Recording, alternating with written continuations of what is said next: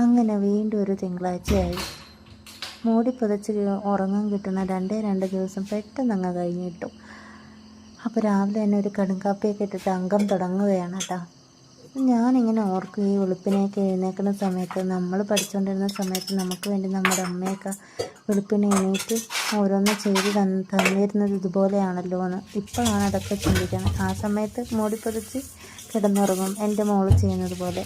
അതിങ്ങനെ തലമുറകളായിട്ട് മാറിക്കൊണ്ടേയിരിക്കാൻ പോവുകയാണ്. അപ്പോൾ രാവിലെ തന്നെ തലേദിവസത്തെ ചോറുണ്ടായിരുന്നു, കുറച്ചതൊന്ന് തിളപ്പിച്ചൂറ്റി വെച്ച് ആദ്യം ഒരു ചെറിയ പാത്രത്തിലേക്ക് ആക്കി, എന്നിട്ട് പിന്നെ തികയാത്ത കൊണ്ടിട്ട് വലിയ പാത്രം എടുത്തു. പിന്നെ ചോറിനുള്ള വെള്ളം അടുപ്പത്തേക്ക് വെച്ചു. കിണറ്റിലെ വെള്ളത്തിലാണ് ചോറും കുടിക്കാനുള്ള വെള്ളമൊക്കെ എടുക്കുന്നത് കേട്ടോ. ബാക്കിയെല്ലാം പൈപ്പ് വെള്ളമാണ്.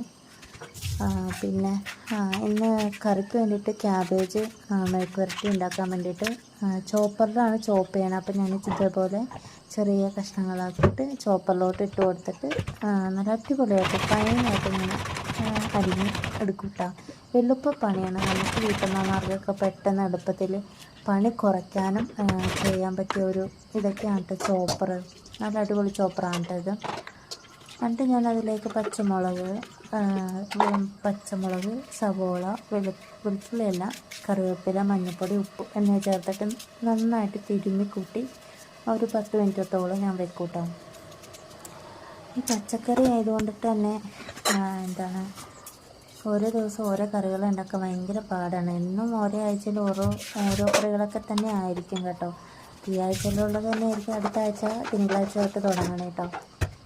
അപ്പോൾ ഈ ചോറൊക്കെ തിളച്ച് വന്നിട്ടുണ്ട്. അരി കഴുകി അടുപ്പത്തിട്ടിട്ടുണ്ടായിരുന്നു. അത് തിളച്ച് വന്നപ്പോഴത്തേക്ക് അത് ഇറക്കി വെച്ച് പിന്നെ നമ്മൾ ക്യാബേജ് മെഴുക്ക് വരട്ടിയും ഉണ്ടാക്കി. പിന്നെ കുറച്ച് ലാസ്റ്റ് തേങ്ങയും കൂടി ഇട്ട് മുറിച്ചെടുക്കാൻ നമ്മുടെ ക്യാബേജ് തോരൻ റെഡിയായി. പിന്നെ അപ്പുറത്ത് മസാലക്കറിക്കുള്ള ഉരുളക്കിഴങ്ങും ക്യാരറ്റുമാണ് അടുപ്പത്ത് വെച്ചിരിക്കുന്നത്. അപ്പോൾ രാവിലത്തെ ബ്രേക്ക്ഫാസ്റ്റിന് ഭൂരി മസാലക്കറിയാണ്.